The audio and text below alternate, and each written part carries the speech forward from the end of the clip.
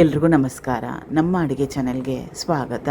ಇವತ್ತಿನ ವಿಶೇಷ ಕಿಟ್ನ ಉಪಯೋಗ ಮಾಡಿ ಮೃದುವಾಗಿರೋ ಮತ್ತು ಸ್ಪಾಂಜಿಯಾಗಿರೋ ದೋಸೆ ರೆಸಿಪಿ. ಇದು ಇನ್ಸ್ಟೆಂಟ್ ರೆಸಿಪಿ, ದಿಢೀರನೆ ಮಾಡೋ ದೋಸೆ ರೆಸಿಪಿ. ಒಂದ್ಸಲ ಟ್ರೈ ಮಾಡಿ. ಮೊದಲನೇ ಸ್ಟೆಪ್ಪಲ್ಲಿ ಮಿಕ್ಸಿ ಜಾರ್ನ ತೊಗೊಂಡಿದ್ದೀನಿ. 1 ಗ್ಲಾಸಷ್ಟು ಉಪ್ಪಿಟ್ಟು ರವೆ, ಅದೇ ಗ್ಲಾಸಲ್ಲಿ 1 ಗ್ಲಾಸಷ್ಟು ಅಕ್ಕಿ ಹಿಟ್ಟು, ರುಚಿಗೆ ತಕ್ಕಷ್ಟು ಉಪ್ಪು. ಮುಚ್ಚಳನ ಮುಚ್ಚಿ ಈ 3 ಪದಾರ್ಥಗಳು ಚೆನ್ನಾಗಿ ಮಿಕ್ಸ್ ಆಗಬೇಕು. ರವೆ ಕೂಡ ಸ್ವಲ್ಪ ಮಟ್ಟಕ್ಕಷ್ಟು ನುಣ್ಣಗಾದರೆ ಒಳ್ಳೆಯದು, ದೋಸೆ ಚೆನ್ನಾಗಿ ಬರುತ್ತೆ. ಪುಡಿ ಮಾಡ್ಕೊಂಡಿದ್ದಾಗಿದೆ. ಬೇರೆ ದೊಡ್ಡದಾಗಿರೋ ಬಟ್ಲಿಗೆ ಸೇರಿಸ್ಕೊಳ್ತಾ ಇದ್ದೀನಿ.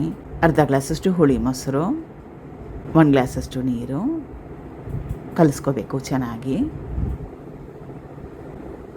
ತೋರಿಸ್ತಾ ಇರೋದು ಪರ್ಫೆಕ್ಟಾಗಿರೋ ಹದ. ಇದನ್ನು ಸುಮಾರು ಒಂದು 5ರಿಂದ 10 ನಿಮಿಷ ರೆಸ್ಟ್ ಮಾಡೋಕ್ಕೆ ಬಿಡಬೇಕು. ಸಮಯ ಇದ್ದರೆ 10 ನಿಮಿಷ ರೆಸ್ಟ್ ಮಾಡೋಕ್ಕೆ ಬಿಡಿ.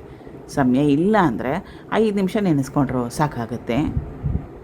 5 ನಿಮಿಷ ಆದಮೇಲೆ ಹಿಟ್ಟು ತೀರನೇ ಜಾಸ್ತಿ ಗಟ್ಟಿ ಏನು ಬಂದಿಲ್ಲ. ಮತ್ತೊಮ್ಮೆ ನೀರನ್ನ ಹಾಕೊಳ್ಳೋ ಅವಶ್ಯಕತೆ ಏನಿಲ್ಲ.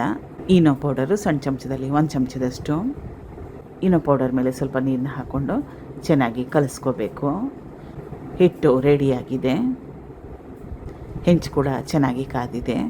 ದೋಸೆ ಹಿಟ್ಟು ನೆನ್ಪಿಟ್ಕೊಳ್ಳೋಕೆ ತೀರನೇ ಜಾಸ್ತಿ ಗಟ್ಟಿಯಾಗಿ ಕಲಿಸ್ಕೊಳ್ಳೋಕೆ ಹೋಗಬೇಡಿ, ಅಥವಾ ತೀರನೇ ಜಾಸ್ತಿ ತೆಳುವಾಗೂ ಬೇಡ. ಮೀಡಿಯಮ್ ಆಗಿರೋ ಕನ್ಸಿಸ್ಟೆನ್ಸಿಲಿದ್ರೆ ಒಳ್ಳೆಯದು. ಇದಕ್ಕಿಷ್ಟ ಇದ್ದರೆ ಈರುಳ್ಳಿ, ಕೊತ್ತಂಬರಿ ಸೊಪ್ಪು, ಕ್ಯಾರೆಟ್ ತುರಿ ಅದನ್ನೆಲ್ಲ ಹಾಕ್ಕೋಬೋದು. ಎಣ್ಣೆ ಆಪ್ಷನಲ್ಲು, ಬೇಕಿದ್ರೆ ಹಾಕ್ಕೊಳ್ಳಿ, ಬೇಡ ಅಂದರೆ ಹಾಕ್ಕೊಳ್ಳಿಲ್ಲ ಅಂದ್ರೂ ಪರವಾಗಿಲ್ಲ. ಈ ದೋಸೆ ಹೆಂಚಿಗೆ ನಾಟ್ಕೊಳ್ಳಲ್ಲ.